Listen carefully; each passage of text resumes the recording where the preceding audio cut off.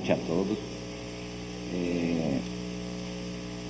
O que mais me preocupa nos direitos humanos é compreendê-los primeiro, antes de podermos a gente até apelar para os direitos humanos, né? Hoje vivemos na quarta geração dos direitos humanos desde 48, né?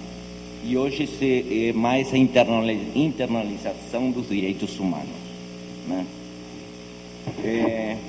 Hoje, como bem sabemos, vivenciamos um fenômeno chamado de globalização, o qual dificilmente poderá ser benéfico se não assimilarmos os direitos humanos em sua plenitude.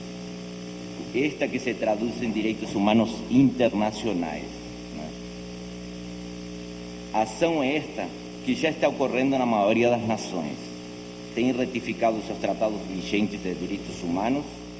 Exemplo para o continente americano, justamente o que o promotor falou, a Corte Interamericana tem a justa stand, acesso ao direito do indivíduo para apelação desta Corte. Ou seja, não é necessário ir por uma comissão. A pessoa, né, em si, ela já pode apelar. Isso é um fenômeno atual, muito atual, né? Outro fenômeno que acompanha essa tendência é o uso da internet. Como bem sabemos, todos postamos um pensamento, uma foto, e elas caem na atenção mundial. Por esta razão, o cidadão tem mais que se conscientizar e familiarizar-se com os direitos humanos. Essa é uma das minhas grandes preocupações, inclusive desta mostra, é o trabalho, de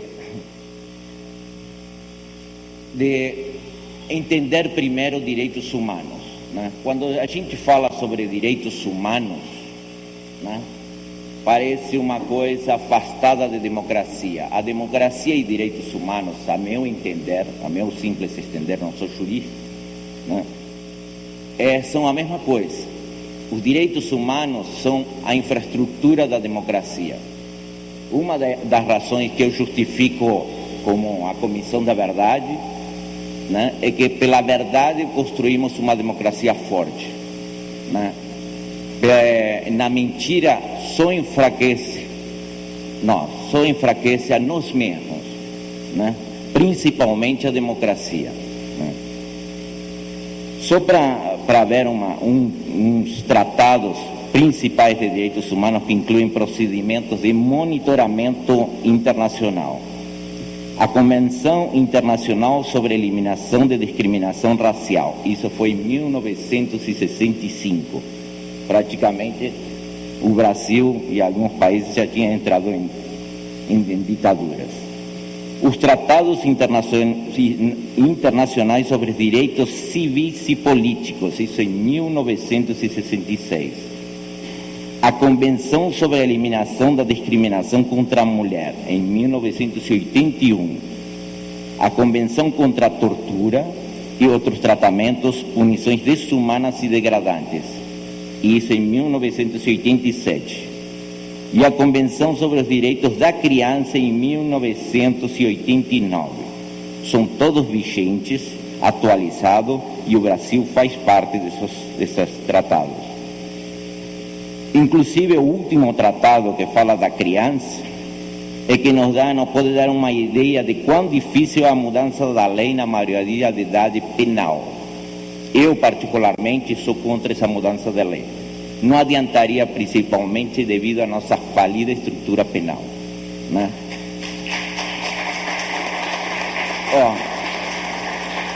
O Brasil segue à risca essas convenções e, assim como base do Estatuto da Criança e do Adolescente, tendo por base a doutrina das Nações Unidas para a proteção integral e a Constituição Federal Brasileira.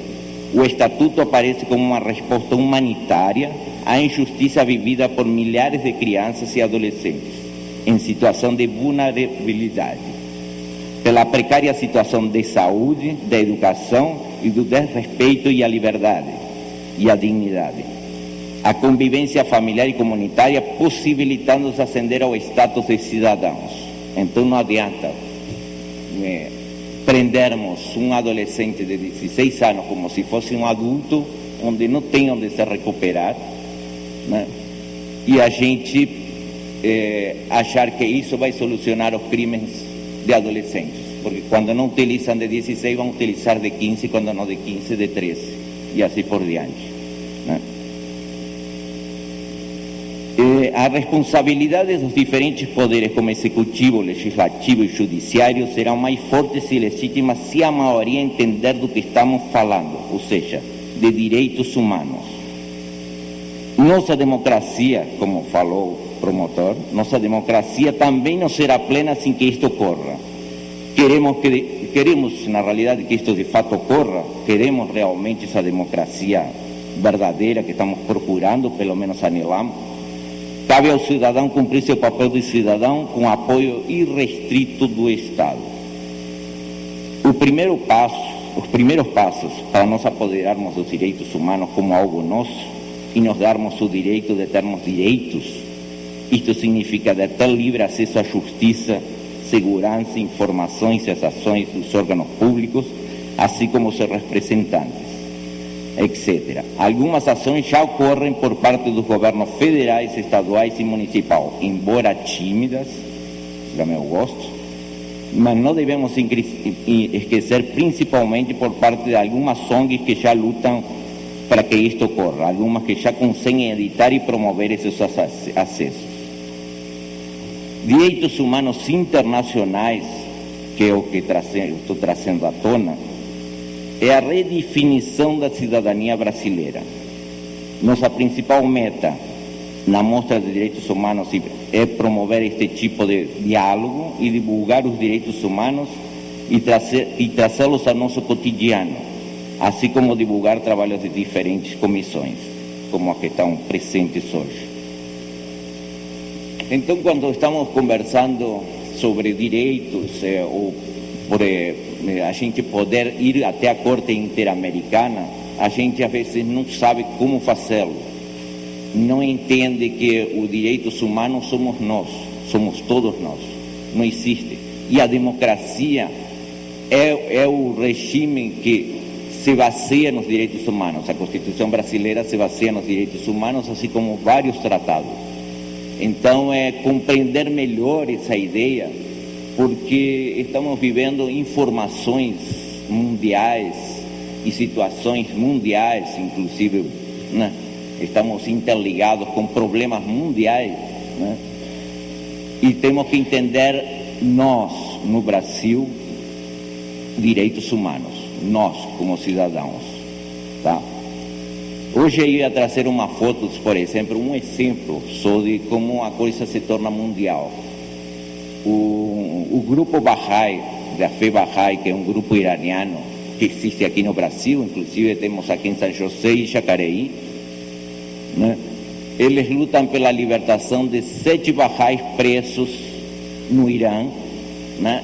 Inclusive fizeram várias passeatas e demonstrações na praia de Copacabana, no Rio, né?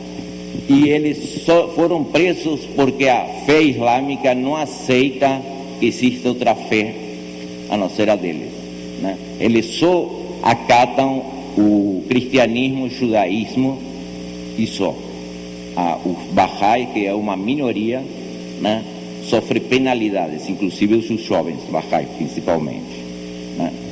Isso são alguns brasileiros Bahá'í que estão lutando aqui neste país, que estão presentes, né? E estão tentando libertar esses Bahá'ís, né? Então, quando a gente começa a falar sobre direitos, também começamos a entender o direito dos outros, né? Essas democracias, porque temos que fortalecer esses laços, né? Porque a democracia, para evitar oportunistas de plantão, como eu falo, como é o caso na Câmara Federal atualmente, né? Isso enfraquece a nossa democracia. Eles não trazem a fraqueza de tudo isso e esse possível dessas pessoas tomarem o poder, de fato. Então, para nos prevenir, é de cada cidadão que eu apelo para que entenda sobre direitos humanos, né? não só na Câmara Legislativa, né, mas em suas próprias casas mesmo, para que procurem, pesquisem, entendam um pouco mais o que realmente reivindicamos, né? Eu friso muito que falar em democracia é falar sobre direitos humanos, né? Não podemos estar falando de duas coisas totalmente diferentes, porque não são. Obrigado.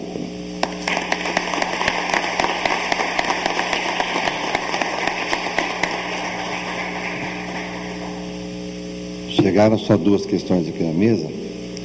Uma acho que já foi respondida na fala do Máximo, então vou colocar para a mesa aqui vocês. O Joaquim Aristeu está perguntando se nesse debate se fala em direitos humanos e o que a mesa pensa sobre a discussão que está colocada hoje sobre a redução da maioridade penal. O Máximo já, acho que já respondeu, mas se alguém quiser comentar.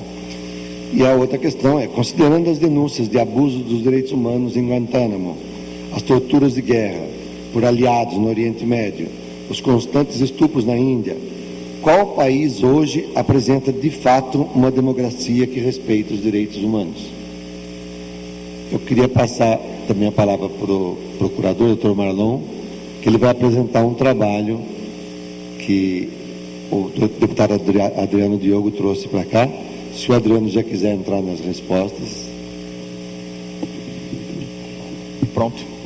Bem, primeiro o deputado Adriano Diogo está fazendo a cortesia de trazer, ele trouxe uma centena de exemplares desse trabalho aqui chamado Vala Clandestina de Perus para distribuição, e é um trabalho organizado pelo Instituto Macuco, que tenta resgatar essa dificílima luta dos familiares e dos movimentos de direitos humanos pela identificação dos desaparecidos políticos que foram enterrados nessa vala clandestina, nessa vala comum, um cemitério da cidade de São Paulo.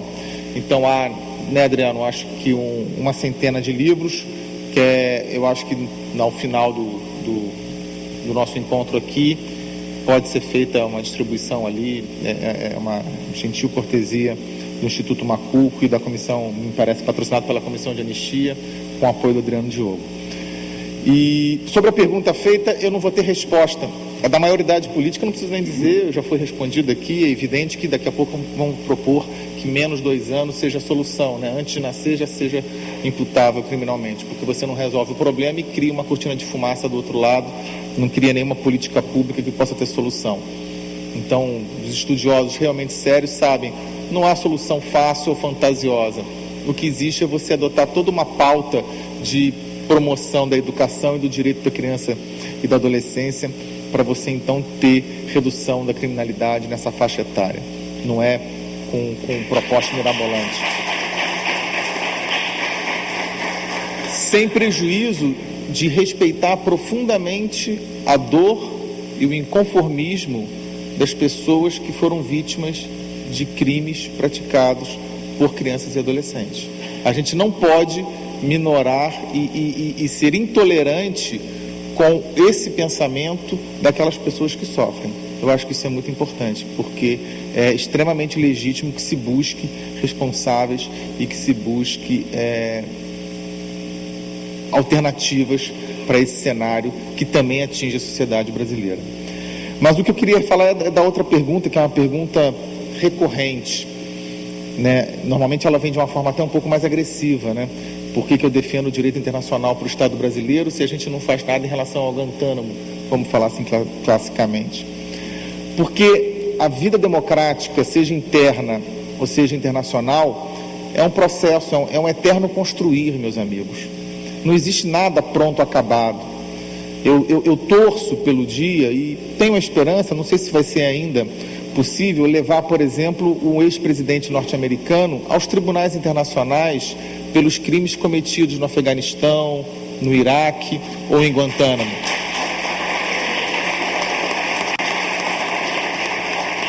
Mas a partir do momento que mais estados, que a onda democrática, que a onda da responsabilidade avance e vá permeando os espaços mais recônditos do globo, nós vamos deixando cada vez mais restrita, né, a possibilidade da impunidade. Hoje eu digo a vocês, O Kissinger não viaja fora dos Estados Unidos. Ele tem medo de ser preso. George W. Bush, há diversos países onde ele não arrisca ir, porque ele tem medo de ser preso. A exemplo do senhor Paulo Maluf, que tem medo de sair do Brasil e ser preso, né? Então, aos poucos, esse é um processo, né? O processo de construir a responsabilidade pela corrupção, pela grave violação de direitos humanos, que a corrupção não deixa de ser, a meu ver, né, está intimamente ligada à ideia de violação de direitos humanos, né? Isso é uma luta cotidiana para cada vez mais reduzirmos esses espaços. Se há algum país que chegou no ideal, acho muito difícil, mas existem com certeza vários estados que estão muito à nossa frente. E nós temos então condições plenas de dar passos mais largos.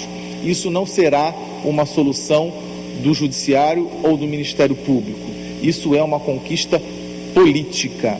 Somente a política pode fazer essa transformação. E a política precisa ser política de qualidade, o que significa que ela tem que estar associada diretamente com o exercício da cidadania. Eu queria agradecer mais uma vez, Alberto, enormemente o convite, pedir desculpas aí pelo exagerado da fala e dizer que foi um prazer poder compartilhar com a comunidade jacareiense, né, essa noite de segunda-feira. Muito obrigado.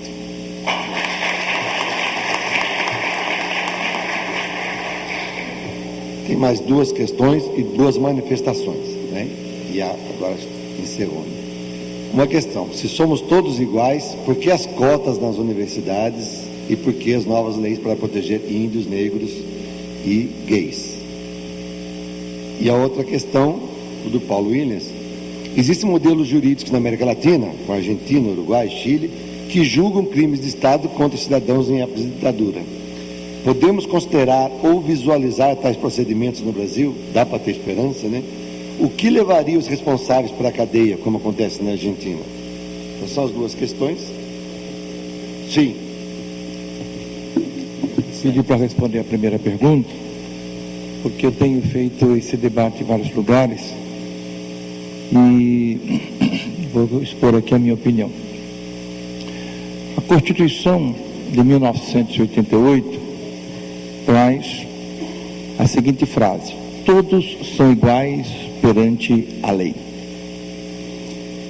E quando eu dava aula na faculdade, eu induzia os meus alunos a dar uma resposta errada.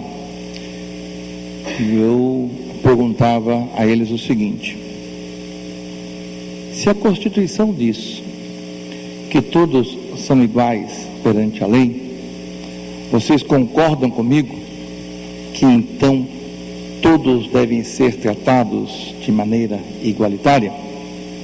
É evidente que os alunos respondiam que sim. E eu dizia para eles que eles estavam equivocados. Por quê? Porque a Constituição, ela foi promulgada em 5 de outubro de 88. E em 5 de outubro de 88, nós não tínhamos uma sociedade igualitária, nem justa, nem fraterna, e nem uma sociedade democrática. Em 5 de outubro de 88, nós tínhamos uma sociedade extremamente desigual. Então, quando a Constituição vem no dia 5 de outubro de 88 para dizer que todos são iguais perante a lei, a Constituição vem dizendo o seguinte: essa é a meta, é isso que nós queremos, é isso que a Constituição busca. Portanto, se nós vivemos uma sociedade desigual, e se você tratar as pessoas todas de maneira igualitária, vocês estarão perpetuando essa diferença, perpetuando essa desigualdade. Portanto, a necessidade que o Brasil trate diferentemente os diferentes para se cumprir a Constituição e quem sabe um dia poder dizer que todos são iguais perante a lei. Por isso, ou a gente faz alguns mecanismos de compensação histórica de erros do passado do Brasil, ou a gente continua a desigualdade no país. Essa é a minha resposta. Obrigado.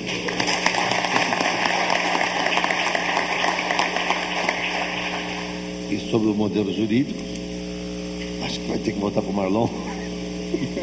Dá para ter esperança no Brasil que algum ex-presidente vai para a cadeia?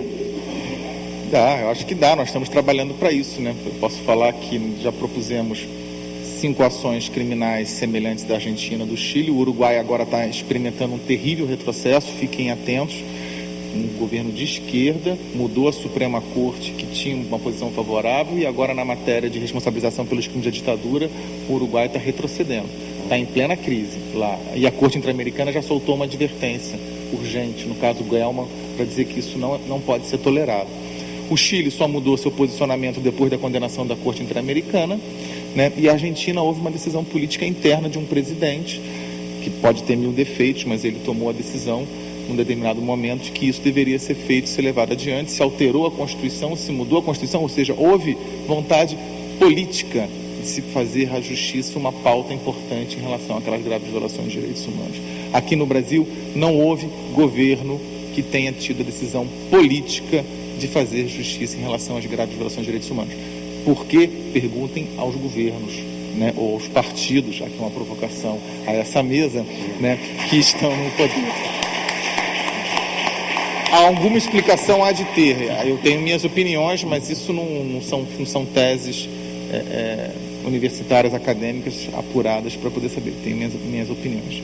Mas chegaremos lá, eu não tenho dúvida. Nós vamos vencer essa batalha. Eu sou um cético otimista. Muito obrigado. Bom, então, para encerrar os trabalhos da mesa, eu queria ler 2 manifestações que vieram da plateia. Sou brasileira com muito orgulho e amor, mas que tristeza de saber que os direitos humanos e sociais só estão nos papéis. Legislação máxima que expressa prioridade absoluta à criança e adolescente. Que vergonha a demanda desses menores que estão na rua, sem educação e tantas outras políticas públicas. E um outro, é um recado também, um convite. O Sindicato dos Metalúrgicos parabeniza essa iniciativa de primeira grandeza para todos nós e convida a todos para no dia 4 de julho de 2013, às 16 horas, na sede central em São José dos Campos, dar continuidade ao debate. Só assim vamos vencer essa luta. O Donizete, que assina do sindicato, estamos todos convidados.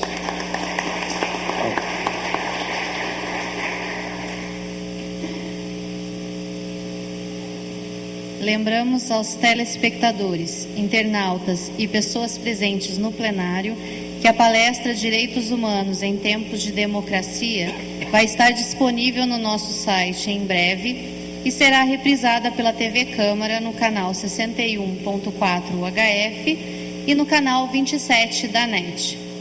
Convidamos agora o excelentíssimo senhor Edinho Guedes, presidente da Câmara Municipal de Jacareí, para que faça o encerramento da palestra.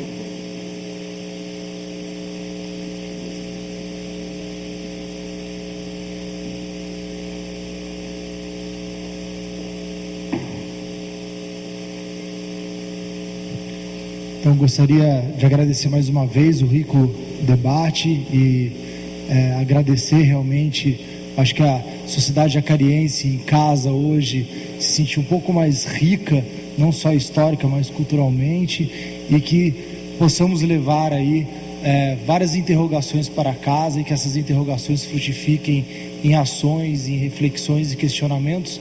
Queria fechar com uma frase de Voltaire, que dizia que o desrespeito do direito de um é sempre a ameaça do direito de todos. Que possamos, através dessas reflexões, no nosso dia a dia, dentro da sociedade, fazer com que o direito de todos seja sempre respeitado, em especial os direitos humanos. Obrigado pela oportunidade, parabenizo a todos e declaramos então encerrado esse debate cidadão promovido pela Fundação Cultural e Prefeitura de Jacareí.